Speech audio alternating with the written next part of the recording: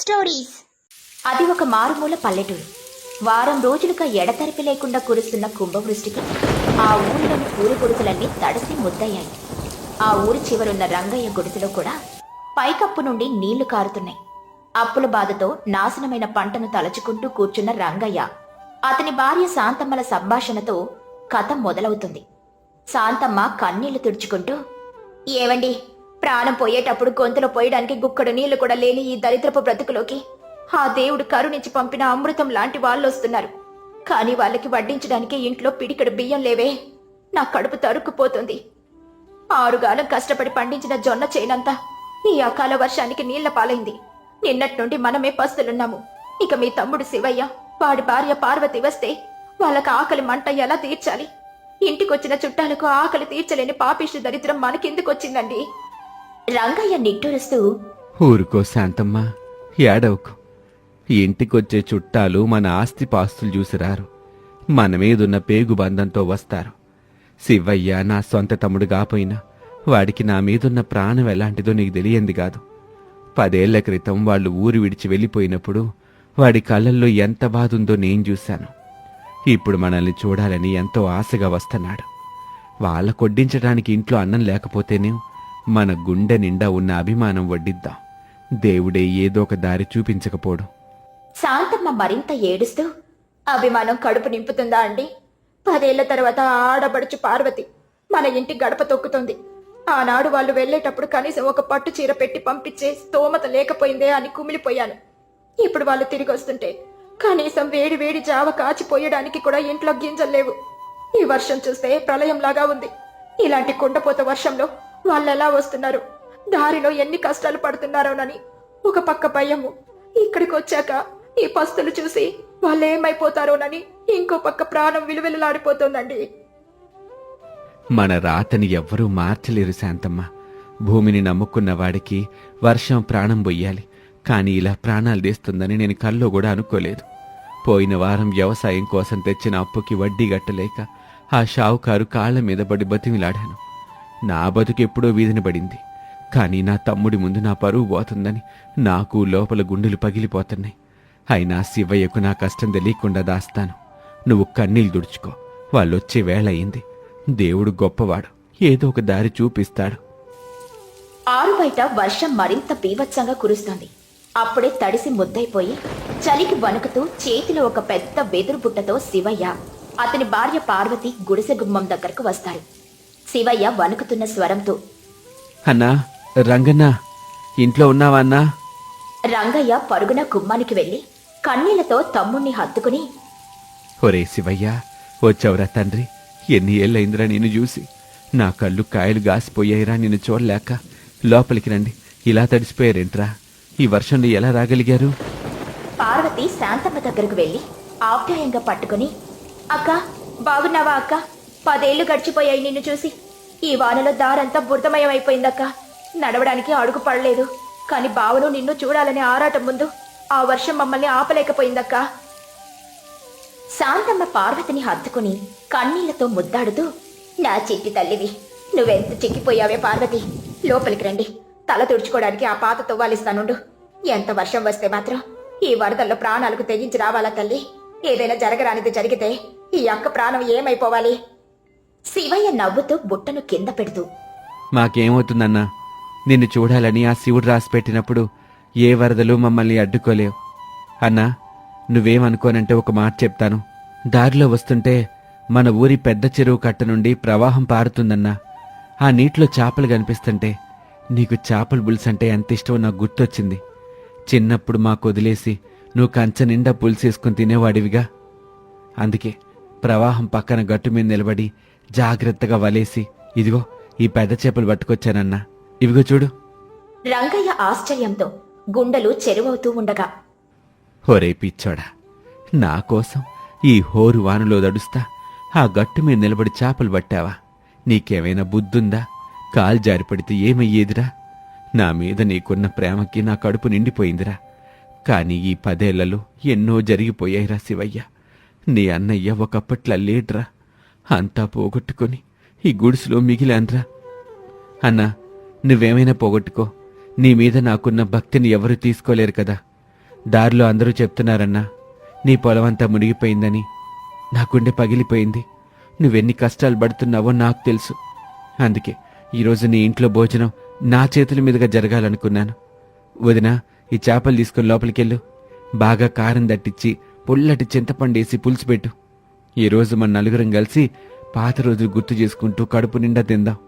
శాంతమ్మ కన్నీళ్లు తుడుచుకుంటూ మాట పెగలక, సరేనయ్యా శివయ్య, నువ్వు తెచ్చిన ఈ చేపలు ఆ దేవుడు పంపిన ప్రసాదం లాంటివయ్యా. పార్వతి, నువ్విట్రా తల్లి, ఈ చేపలు పొయ్యి దగ్గరికి తీసుకుని వెళ్దాం. శాంతమ్మ పార్వతి లోపలున్న చిన్న మట్టి పొయ్యి దగ్గరకు వెళ్తారు.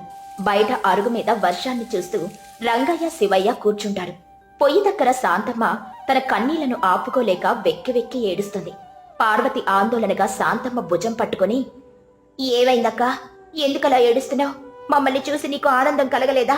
ఏమైనా తప్పు మాట్లాడామా అక్క? శాంతమ్మ పార్వతి చేతులు పట్టుకుని కన్నీళ్లతో, తప్పు మీది కాదు తల్లి, నా తల రాతది. మీరీ చేపలు తేకపోయుంటే ఈ రోజు మీకు కనీసం ఉడకబెట్టడానికి నా ఇంట్లో ఒకే ఒక్క బియ్యం గింజ కూడా లేదు పార్వతి. నిన్నట్టుండి మీ బావగారు నేను కడుపు కట్టుకుని పడుకున్నాం. నా పసుపు కుంకుమలు సాక్షిగా చెబుతున్నాను, నా భర్త పడుతున్న బాధ చూడలేక నేను లోపల కుమిలిపోతున్నాను తల్లి. వ్యవసాయం మా ప్రాణాలు తీస్తోంది. మీరు వర్షంలో తడుచుకుంటూ ఆకలితో వచ్చారు. నా గుమ్మం తొక్కిన ఆడపడుచుకి ఏమి పెట్టి ఆదరించాలో తెలియక నా గుండె తరుక్కుపోయింది తల్లి. లోపల ప్రాణం విలువిలలాడిపోయింది. కానీ మీరు ఈ చేపలు తెచ్చి నా భర్త పరువు కాపాడారు తల్లి. పార్వతి కన్నీళ్లు పెట్టుకుని శాంతమ్మను హత్తుకుని, అక్క, ఎంత మాట అన్నావక్క? బావంటే మాకు దేవుడితో సమానం. దేవుడి గుడికి వెళ్లేటప్పుడు ఎవరైనా భోజనం ఆశించి వెళ్తారా అక్క? ఆ దేవుడి దర్శనం అయితే చాలు అనుకుంటారు. మాకు బావను చూస్తే చాలక్క. మీరు పస్తులున్నారని తెలిసి నా గుండె తరుక్కుపోతుంది. ఎంత కష్టం వచ్చి పడిందక్క మీకు. మాకు కబురు పెట్టుంటే మేమక్కడి నుండి నా వంతు సాయం పంపేవాళ్ళం కదక్కా. అభిమానం అడ్డొచ్చింది తల్లి. ఆ రోజు మీ బావగారు ఎన్నో ఆశలతో నిన్ను శివయ్యకిచ్చి పెళ్లి చేశారు. మీరు బాగుండాలని కోరుకున్నారే తప్ప మీ ముందు చెయ్యి చాచాలని ఏనాడు అనుకోలేదు. అయినా ఈ రోజుల్లో ఆడవాళ్ళ బతుకులు కేవలం పొయ్యికి మట్టికి పరిమితం అయిపోయాయి పార్వతి. మగాళ్ళు పడే కష్టాన్ని చూసి ఏడవడం తప్ప వాళ్ళకి భుజం భుజం కలిపి సాయం చేసే స్వేచ్ఛ మనకెక్కడిది? ఈ పొయ్యి ముందు కూర్చొని నిప్పులు ఊదినప్పుడల్లా నా బతుకు కూడా ఈ బూడిదలాగే రాలిపోతుందేమో అనిపిస్తుంది. అలా అనకక్క. భర్త కష్టంలో ఉన్నప్పుడు కన్నీళ్లు తుడిచే భార్య ఉన్న ఇల్లు ఎప్పటికీ కూలిపోదక్క. నువ్వు ధైర్యంగా ఉండు. ఈ చేపలు ఎలా వండాలో నేను చూసుకుంటాను. నా దగ్గర ఒక చిన్న సంచిలో కొద్దిగా జొన్న పిండి కూడా తెచ్చానక్క. ఆ పిండితో వేడివేడిగా రొట్టెలు చేసుకుందాం. చేపల పులుసు, జొన్న రొట్టెలు అమృతంలాగా ఉంటాయక్క. శాంతమ్మ ఆశ్చర్యంగా ఆనందంతో, జొన్న పిండి తెచ్చావా తల్లి? దేవుడు మనిషి రూపంలో రాడు, ఇలా మీ రూపంలో వచ్చాడని ఇప్పుడు నాకు నమ్మకం కుదిరింది. నా భర్త ముఖంలో ఎంత ఆనందం వస్తుందో ఈ మాట వింటే. తల్లి, నువ్వు రా తల్లి, పొయ్యి వెలిగిస్తాను. లోపల శాంతమ్మ పార్వతి వంట చేస్తూ ఉండ బయట అరుగు మీద వర్షపు హోరులో రంగయ్య శివయ్యల సంభాషణ కొనసాగుతుంది. అన్నా, వర్షం ఏమాత్రం తగ్గేలా లేదన్నా. ఈ వాన చూస్తుంటే నాకు చిన్నప్పుడు రోజులు గుర్తొస్తున్నాయి. అప్పట్లో ఇలాగే వరదలొస్తే మన పూరి గుడిసె కూలిపోతుందేమోనని నువ్వు రాత్రంతా నిద్రపోకుండా ఆ గుమ్మం దగ్గర కూర్చుని కాపలా కాసేవాడివి. అన్నా, నీకో విషయం తెలుసా? నువ్వు పడే కష్టం చూసి నా గుండె ఎప్పుడు బరువెక్కుతుందన్నా. రంగయ్య నిట్టూరుస్తూ దూరం చూస్తూ, కష్టం అనేది రైతు రాసి పెట్టుకున్న రాత్ర శివయ్య. మట్టి నమ్ముకున్న వాణ్ణి ఆ మట్టి ఇప్పుడు మోసం చేయదంటారు. కానీ ఆకాశం మోసం చేస్తే ఈ మట్టి మాత్రం ఏం చేస్తుందిరా? నిన్నటిదాకా ఆ చేను పచ్చగా నవ్వుతుంటే నా కడుపు నిండిపోయిందిరా. ఇంకో 4 రోజులాగితే పంట చేతికొస్తుంది. అప్పులన్నీ తీర్చేసి నీ వదినకు ఓ మంచి చీర కొని పెడదాం అనుకున్నాను. కానీ ఒకే ఒక్క రాత్రి ఆ రాక్షస వర్షం నా కలని, నా పంటని నేలమట్టం చేసిందిరా. చేతికొచ్చిన ముద్ద నేల పాలైనట్టు అంతా బురదైపోయిందిరా శివయ్య.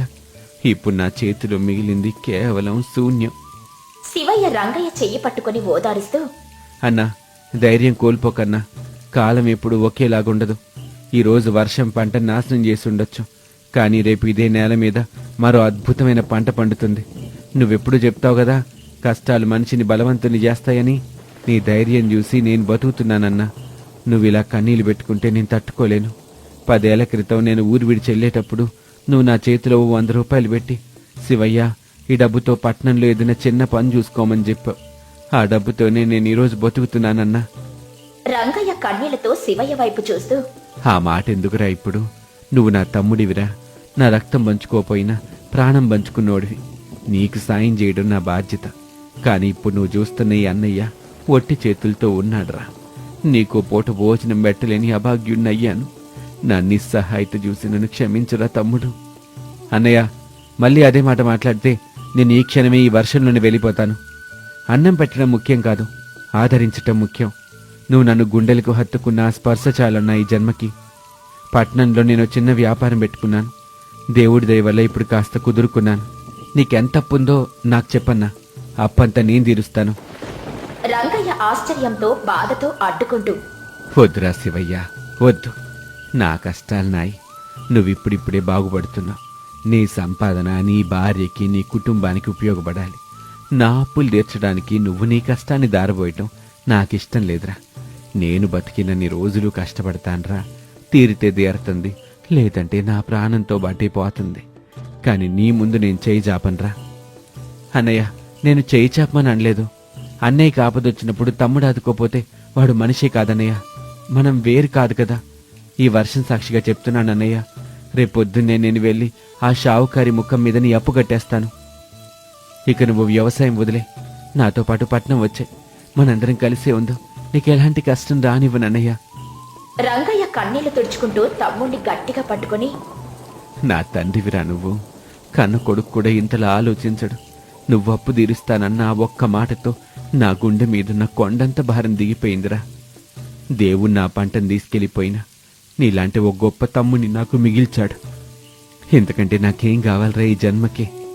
ఇంతలో పొయ్యి దగ్గర నుండి చేపల పులుసు వాసన కుమకుమలాడుతూ అరుగు మీద వరకు వస్తుంది.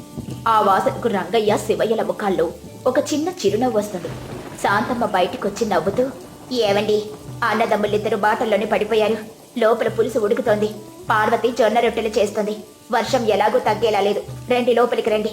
వేడివేడిగా భోజనం చేద్దాం. అదిగో శివయ్య, మీ వదిన పిలుస్తుందిరా. నాకు కూడా చేపల పులుసు వాసనకి కడుపులో పేగులరుస్తున్నాయి. రా, లోపలికి వెళ్దాం. నలుగురు పొయ్యి చుట్టూ వెచ్చగా కూర్చుంటారు. నేల మీద చాప పరిచి ఆకులలో వేడి వేడి జొన్న రొట్టెలు, దానిమీద పార్వతి స్వయంగా చేసిన ఎర్రటి చేపల పులుసు వడ్డిస్తుంది శాంతమ్మ. ఆ పూరి గుడిసెలు వెలుగుతున్న చిన్న దీపం వెలుతురులో వారి ముఖాల్లో ఎనలేని ఆనందం కనిపిస్తుంది. శివయ్య చేపల పులుసు రుచి చూసి కళ్ళు మూసుకొని ఆనందిస్తూ, ఆహా వదినా, ఏమి రుచి వదినా ఇది. 10 ఏళ్లుగా నేను ఎన్నో చోట్ల తిన్నాను గాని ఈ రుచి దేనికి సాటిరాదు.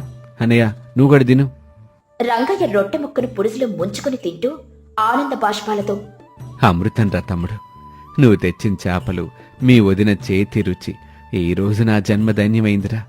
ఈ ఒక్క పూట భోజనం నా జీవితాంతం గుర్తుండిపోతుంది. పార్వతీ తల్లి, పసిదానివైనా ఎంత గొప్ప ఆలోచన చేశావమ్మా. జొన్న పిండి తెచ్చి మా ప్రాణాలు నిలబెట్టావు. మీ రుణం మేము ఏ జన్మలో తీర్చుకోగలం తల్లి. పార్వతి నవ్వుతూ బావగారి వైపు చూస్తూ, బావా, రుణం అనేది బయట వాళ్ళకి ఉంటుంది కానీ సొంత వాళ్ళకి కాదు బావా. మీరు ప్రేమగా ఈ రొట్టె తింటుంటే నా కడుపు నిండిపోయింది బావా. మాకు ఎప్పటికీ మీ ఆశీస్సులుంటే చాలు. శాంతమ్మ నిండు మనసుతో, మీరు 100 ఏళ్ళు చల్లగా ఉండాలి తల్లి. ఆ దేవుడు మీకు అష్టైశ్వర్యాలు ఇవ్వాలి. ఎన్నో రోజులుగా పస్తులున్న మాకు ఈ రోజు ఈ భోజనం ఒక వరం లాంటిది. ఈ వర్షం మాకు నష్టం తెచ్చింది అనుకున్నాం కానీ అది మీ రూపంలో మాకు అదృష్టాన్ని తీసుకొనొచ్చింది.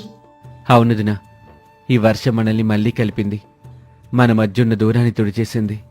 అన్నా, రేపటి నుంచి మన జీవితం కొత్తగా మొదలవుతుంది. కష్టాలన్నీ ఈ వాన నీటిలో కొట్టుకుపోయాయి. అవునరా తమ్ముడు, కష్టాలు శాశ్వతం కాదురా. మన మధ్యున్న ఈ ప్రేమే శాశ్వతం. వర్షం బయట ఇంకా కురుస్తూనే ఉంది. కానీ ఆ గుడిసెలో మాత్రం ఆత్మీయత, అనుబంధం అనే వెచ్చదనం నిండిపోయింది. ఒక సామాన్య రైతు పడే కష్టం, ఆడవాళ్ల సహనం, బంధువుల మధ్య ఉన్న కల్మషం లేని ప్రేమ ఆ రాత్రి ఆ చేపల పులుసుతో పాటు చిరకాలం గుర్తుండిపోయేలా చేశాయి. దరిద్రంలో ఉన్నప్పుడు సహాయం చేసేవాడే నిజమైన దేవుడు అని ఈ కథ నిరూపించింది. ఇది వర్షంలో వచ్చిన చుట్టాలు తెచ్చిన చేపల కథ మాత్రమే కాదు, మానవత్వానికి మారని చిరునామా. సీతాపురం గ్రామంలో ఉదయం నుండి ఎడతెరపి లేకుండా కుండపోత వర్షం కురుస్తుంది. ఆ ఊరి మధ్యలో ఉన్న రామయ్య పెంకుటింటి అరుగు మీద కూర్చొని చలికి వణుకుతూ బయట కురుస్తున్న వానను చూస్తున్నాడు. లోపల మట్టిపోయి దగ్గర అతని భార్య సీతమ్మ వంట పనుల్లో నిమగ్నమై ఉంది.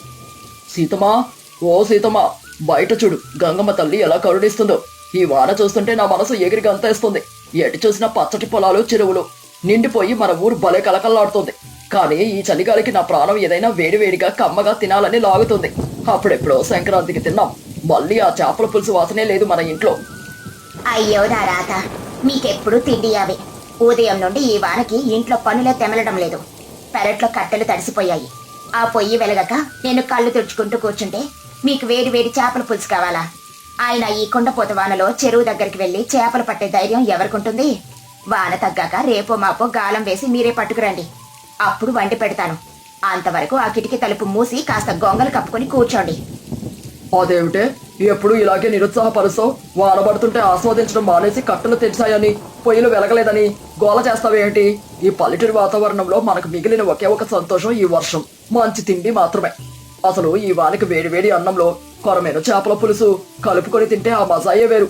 సరేలే, ఆ అదృష్టం ఎలాగో లేదు కానీ కనీసం ఆ జొన్న రొట్టెలేమైనా కాల్చు.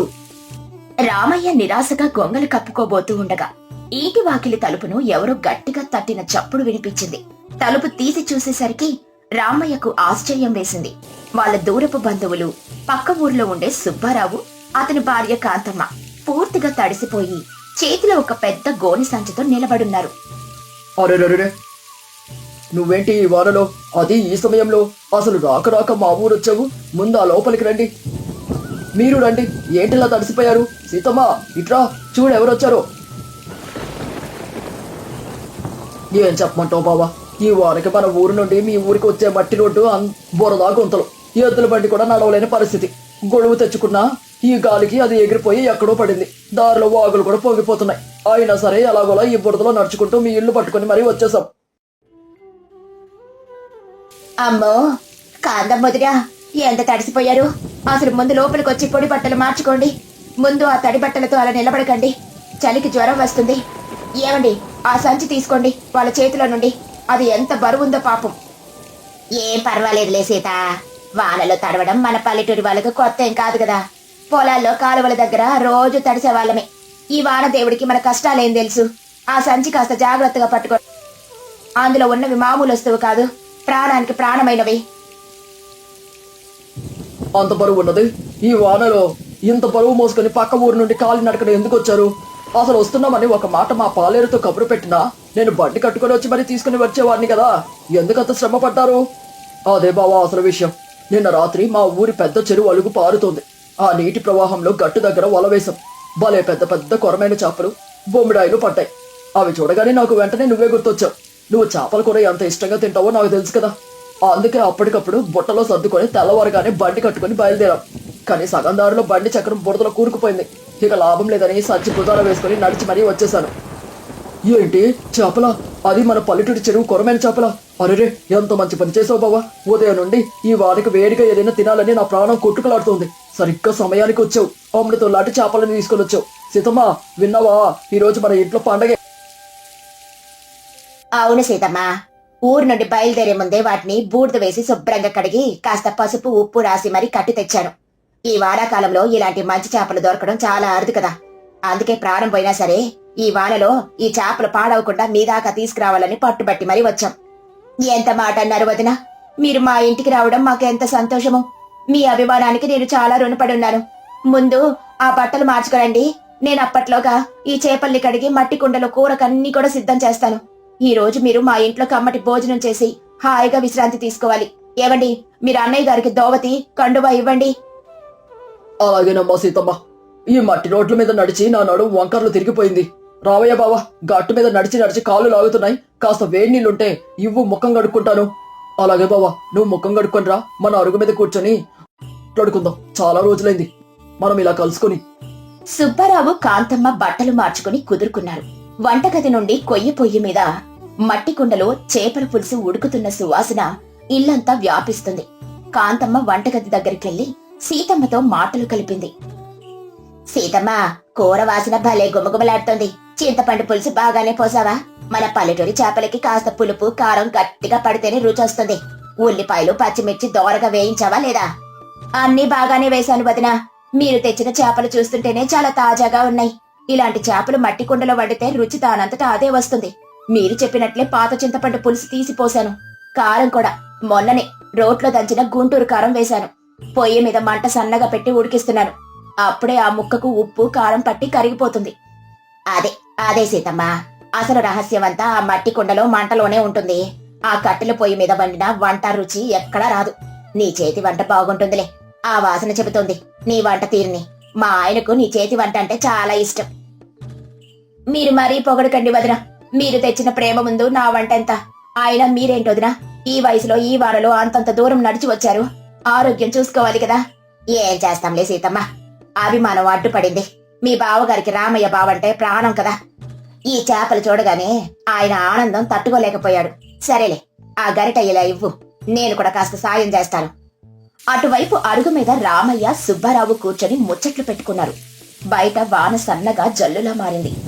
ఏంటి బావా, మీ ఊర్లో వ్యవసాయం పనులు ఎలా సాగుతున్నాయి? ఈ ఏడు వానలు బాగానే పడుతున్నాయి కదా, చెరువులన్నీ నిండిపోయి ఉంటాయి. అవును బావా, గంగమ్మ తల్లి ఈ ఏడు కరుణించింది. మన 2 ఊర్ల చెరువులు మత్తడి దత్తుకున్నాయి. నా పొలంలో మొన్ననే వరి నాట్లు వేశాను.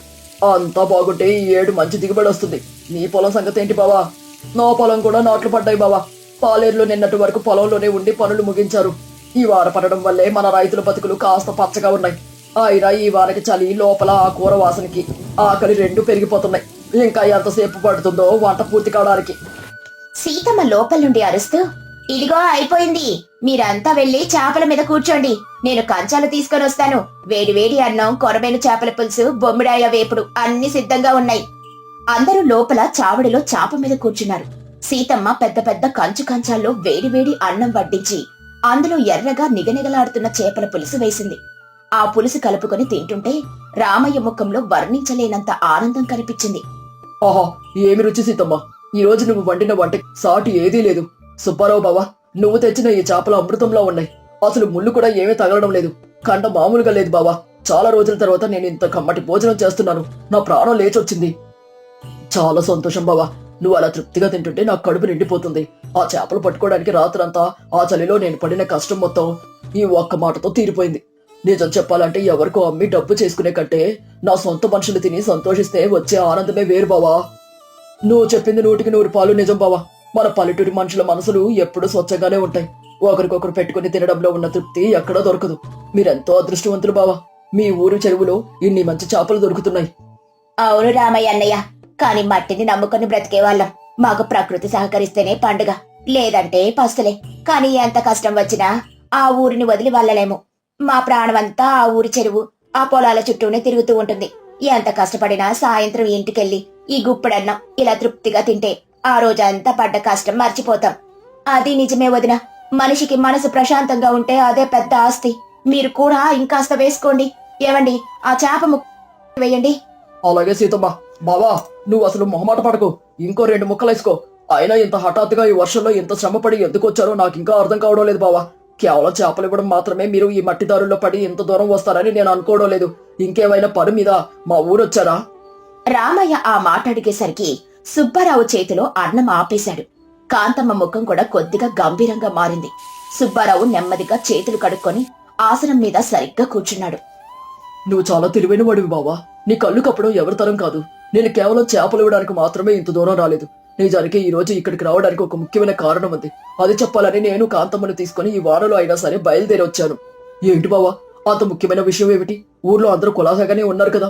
పొలం పనులు ఏమైనా సాగుతున్నాయా? ఎవరైనా ఏమైనా అన్నారా? నీ మాటలు వింటున్నా నాకు కొంచెం కంగారుగా ఉంది. ఏ దాపరికం లేకుండా విషయం ఏమిటో స్పష్టంగా చెప్పు. కంగారు పడకండి. ఊర్లో అందరూ బాగున్నారు. మాకేం కష్టం రాలేదు. అసలు విషయం ఏమిటంటే గతం గురించి మీకొకసారి గుర్తు చేయాలని వచ్చాము. అవును బావా, నీకు గుర్తుందా? సరిగ్గా 5 ఏళ్ల క్రితం మన పల్లెటూరికి పెద్ద తుఫాన్ వచ్చింది. ఊర్లో చెరువు కట్టు తెగిపోయి పొలాలన్నీ నీళ్లలో మునిగిపోయాయి. నా పడవ, వలలు, నేను దాచుకున్న ధాన్యం అన్నీ ఆ వరదలో కొట్టుకుపోయాయి. తినడానికి ఇంట్లో గుప్పెడు జొన్నలు కూడా లేని పరిస్థితి. అప్పుడు నా చుట్టూ ఉన్న బంధువులు, స్నేహితులు ఎవరూ నాకు సాయం చేయడానికి ముందుకు రాలేదు. అందరూ వాళ్ళ ప్రాణాలు వాళ్ళు చూసుకున్నారు. అవును బావా, గుర్తుంది. ఆ తుఫాను చాలా తీవ్రమైంది. మన రైతులందరికీ తీరని నష్టం తెచ్చింది. ఆ సమయంలో నేను దిక్కుతోచక పిచ్చివాళ్ల నా పెంకుటింటి అరుగు మీద కూర్చున్నప్పుడు నువ్వు ఈ సీతాపురం నుండి ఎడ్ల బండి కట్టుకుని మా ఊరికొచ్చావు. నా పరిస్థితి చూసి చలించిపోయావు. ఎవరిని ఏమి అడగకుండానే నీ దగ్గరున్న డబ్బులన్నీ తీసి నా చేతిలో పెట్టు. ధైర్యంగా ఉండు బావా. మళ్ళీ విత్తనాలు కొనుక్కో, పడవ తయారు చేసుకో. ఈ కష్టం శాశ్వతం కాదు అని ధైర్యం చెప్పావు. ఆ రోజు నువ్వు ఆ డబ్బు ఇవ్వకపోతే నా కుటుంబం ఏమైపోయేదో బావా. అయ్యో సుబ్బారావు బావా, ఆ పాత ముచ్చట్లన్నీ ఇప్పుడు ఎందుకులే. ఒక బంధువుగా, ఒక తోటి రైతుగా ఆపదలో ఉన్నప్పుడు సాయం చేయడం నా బాధ్యత. అందులో అంత గొప్పగా చెప్పుకోవడానికి ఏముంది? నువ్వు మళ్ళీ నీ కాళ్ళ మీద నువ్వు నిలబడ్డావు. అదే నాకు 10,000. మీకది చిన్న సాయం కావచ్చన్నయ్య, కానీ మాకది పునర్జన్మ. మీరిచ్చిన ఆ డబ్బుతోనే మా ఆయన మళ్ళీ వలలు కొనుక్కున్నారు. పొలంలో మళ్ళీ విత్తనాలు వేశారు. రాత్రింబవళ్ళు కష్టపడి మెల్లిగా ఆ అప్పులన్నీ తీర్చేశారు. ఇదంతా కేవలం మీ దయ వల్లే జరిగిందన్నయ్య. మీరే మా పాలిటి దేవుడు. నిజం బావా, ఆ రోజు నువ్వు చేసిన సాయానికి నేను జీవితాంతం రుణపడి ఉంటాను. ఈ 5 ఏళ్లలో ఎన్నోసార్లు నీ డబ్బు నీకు తిరిగిచ్చేద్దామని అనుకున్నాను. కానీ వాతావరణం అనుకూలించగా ఒక్కోసారి ఒక్కో కష్టం వచ్చి అది సాధ్యపడలేదు. కానీ పోయిన నెలలో నా పొలంలో వరి బ్రహ్మాండంగా పండింది. ధాన్యం అమ్మగా చాలా పెద్ద మొత్తంలో డబ్బు చేతికొచ్చింది. నా పాత అప్పులన్నీ తీరిపోయాయి. చాలా సంతోషం బావా, నీ కష్టం ఫలించింది. ఆ భూమాత నిన్ను చల్లగా చూసింది. అందుకే బావా, నా కష్టాలన్నీ తీరిన వెంటనే మొదటిగా నాకు నువ్వే గుర్తొచ్చావు. నేను బతికున్నంత కాలం నీ రుణం తీర్చుకోలేను. కానీ ఈ రోజు నువ్వు నాకు ఇచ్చిన డబ్బును ఇప్పుడు కృతజ్ఞతతో తిరిగి ఇవ్వడానికి వచ్చాను బావా. అంతేకాదు, నా కష్టాలు తీరిపోయిన ఆనందంలో మా ఊరి చెరువులో పడిన మొదటి మంచి చేపలను నీకు కానుకగా తీసుకొని వచ్చాను. నా సంచిలో చేపలతో పాటు నువ్విచ్చిన ఆ డబ్బులు కూడా ఉన్నాయి బావా. ఇదిగో తీసుకో. సుబ్బారావు తన సంచిలో నుండి ఒక పాత గుడ్డలో కట్టిన డబ్బుల మూట తీసి రామయ్య చేతిలో పెట్టబోయాడు. ఆ మాటలు వినగానే రామయ్య, సీతమ్మ ఇద్దరూ నిశ్చేష్టులైపోయారు. రామయ్య కళ్ళల్లో నీళ్లు తిరిగాయి. ఆయన సుబ్బారావు చేతులు గట్టిగా పట్టుకున్నాడు. ఏం మాట్లాడుతున్నావు సుబ్బారావు బావా? అప్పేమిటి? ఆ రోజు నేను నీకు అప్పుగా ఇవ్వలేదు కదా బావా. నా బావ కష్టాల్లో ఉంటే చూసి తట్టుకోలేక ప్రేమతో ఇచ్చిన సాయం అది. దానికి లెక్కలు కడతావా? ఆ డబ్బుని తిరిగి తీసుకునేంత అహంకారం నాకు లేదు బావా. దయచేసి ఆ డబ్బు నీ దగ్గరే ఉంచుకో. లేదు బావా, నువ్వు ప్రేమతోనే ఇచ్చావు. కానీ దాన్ని అలాగే ఉంచుకుని ఉంటే నా మనసు అంగీకరించదు. ఒక రైతుగా అప్పడిగితే నిద్ర పట్టదు. నీకు అవసరం ఉన్నా లేకపోయినా ఇది నా బాధ్యత. నువ్వు ఖచ్చితంగా ఈ డబ్బు తీసుకోవాలి. లేదంటే నేను బతుకున్నంత కాలం ఒక అపరాధ భావంతోనే బతకాల్సి వస్తుంది. అలాగే నన్నయ్య, మీరు అంతగా చెబుతుంటే మేమెందుకు కాదంటాం. మీ స్వాభిమానం మాకు అర్థమైంది. మీరు తెచ్చిన డబ్బును ఆ దేవుడి ప్రసాదంగా భావించి తీసుకుంటాం. కానీ అన్నయ్య గారు, మీ గుణం చాలా గొప్పది. కష్టకాలంలో సాయం చేసిన వాళ్ళని మర్చిపోయే ఈ రోజుల్లో మీరు ఇంత దూరం నడిచొచ్చి మరీ మీ మేలును గుర్తుంచుకున్నారు. సీతమ్మ, నీ మనసు చాలా మంచిది. మీరు ఆ డబ్బు తీసుకుంటేనే మాకు మనశ్శాంతి. ఎన్ని జన్మలెత్తినా మీ ఈ మేలు మేం మర్చిపోలేము. మన పల్లెటూరి బంధాలు ఎప్పటికీ ఇలాగే పచ్చగా ఉండాలి. చూసావా సీతమ్మ, ఉదయం వీళ్ళు రాకముందు వాన పడుతుంటే చుట్టాలు ఎవరూ రాకుండా ఉంటే బాగుండు, చలికి ముడుచుకొని పడుకోవచ్చని నేను అనుకున్నా. నా స్వార్థం ఎంత గుడ్డిదో నాకు ఇప్పుడు అర్థమవుతుంది. ఈ వర్షంలో ఇంత దూరం వాళ్ళు నడిచి వస్తుంటే నా మనసులో కొద్దిగా కంగారు వచ్చింది. కానీ వీళ్ళు నా కోసం తెచ్చిన ఈ ప్రేమను, ఈ కృతజ్ఞతను చూశాక నా మీద నాకే అసహ్యం వేస్తుంది. అలా అనుకోక బావా, ఈ వానాకాలంలో ప్రశాంతంగా ఉండాలని కోరుకోవడంలో తప్పులేదు. మేము ఇలా హఠాత్తుగా వచ్చి మిమ్మల్ని ఇబ్బంది పెట్టుంటే క్షమించండి. అలా అనుకు బావా, ఇబ్బంది ఏమీ లేదు. నిజానికి మీరు ఈ రోజు వచ్చి నా కళ్ళు తెరిపించారు. మనిషికి ఎన్ని పొలాలున్నా, ఎంత డబ్బున్నా, కష్టకాలంలో ఆదుకునే మనుషులు ఆ చేసిన మేలును గుర్తు పెట్టుకుంటేనే, బంధువులు లేకపోతే అది జీవితం వ్యర్థం. ఈ వర్షంలో మీరు తెచ్చినవి కేవలం చేపలు కాదు బావా, ఒక స్వచ్ఛమైన బంధం, విడిపోని అనుబంధం. అవునన్నయ్య, మీ రాక మా ఇంటికి ఒక కొత్త పండుగను తెచ్చింది. రామయ్య గారు చెప్పినట్లు ఈ రోజు మేం తిన్నది కేవలం చేపల కూర కాదు, మీ ప్రేమాభిమానాలను. ఈ వర్షం ఎలాగైతే నేలను చల్లబరుస్తుందో, మీ మాటలు మా మనసులను అలాగే చల్లబరిచాయి. మీ ఇద్దరి మాటలేంటుంటే మాకు కడుపు నిండిపోయింది సీతమ్మ. ఇక మేము ఎప్పుడు ఏ మొహమాటం లేకుండా మీ ఇంటికి వస్తాం. మీరు కూడా పండుగకి తప్పకుండా మా ఊరికి రావాలి. మనం అందరం కలిసి ఆ పచ్చడి పొలాల్లో సరదాగా గడుపుదాం. తప్పకుండా వదినా, వచ్చే సంక్రాంతికి మేము ఖచ్చితంగా మీ ఊరికి వస్తాం. సుబ్బారావు బావా, బయట చూడు, వాన ఇంకా జోరుగా పడుతూనే ఉంది. ఈ రాత్రికి మీరు ఇక్కడే మా ఇంట్లో ఉండిపోండి. ఈ వర్షంలో మట్టి రోడ్ల మీద ప్రయాణాలు వద్దు. రేపు ఉదయం తీరికగా ఎడ్ల బండి కట్టుకుని నేను మిమ్మల్ని మీ ఊర్లో వదిలిపెడతాను. ఈ రాత్రంతా మనం ఇలాగే కూర్చొని మన చిన్ననాటి ముచ్చట్లు, పాత ఊరి కబుర్లు అన్ని కూడా మాట్లాడుకుందాం. సరే బావా, నువ్వు అంతగా అడుగుతున్నావు కాబట్టి ఈ రోజు ఇక్కడే ఉంటాం. నువ్వు చెప్పినట్లు పాత జ్ఞాపకాలన్నీ గుర్తు చేసుకుందాం. బయట పల్లెటూరి పెంకుటింటి మీద వర్షం ఇంకా కురుస్తూనే ఉంది. కానీ ఇంట్లో వాతావరణం మాత్రం ఆ కట్టెల పొయ్యిలాగే చాలా వెచ్చగా, ఆత్మీయంగా మారిపోయింది. సుబ్బారావు తెచ్చిన పల్లెటూరి చేపల కూర రుచి కంటే వారి మధ్య ఉన్న బంధం రుచి ఆ క్షణాన అందరికీ చాలా గొప్పగా అనిపించింది. ఈ కథలోని నీతి ఏంటంటే, ఆపదలో ఉన్నప్పుడు తోటి వారికి చేసే ఏ చిన్న సాయమైనా వారి జీవితంలో ఎంతో వెలుగును నింపుతుంది. అదేవిధంగా సాయం పొందిన వారు ఆ మేలును ఎన్నటికీ మర్చిపోకుండా సరైన సమయంలో కృతజ్ఞత చూపడమే నిజమైన మానవత్వం. ఆస్తులు, అంతస్తుల కంటే మనుషుల మధ్య ఉండే ప్రేమానురాగాలే ఎప్పటికీ నిలిచి ఉండే నిజమైన సంపద అని ఈ కథ తెలియజేస్తుంది.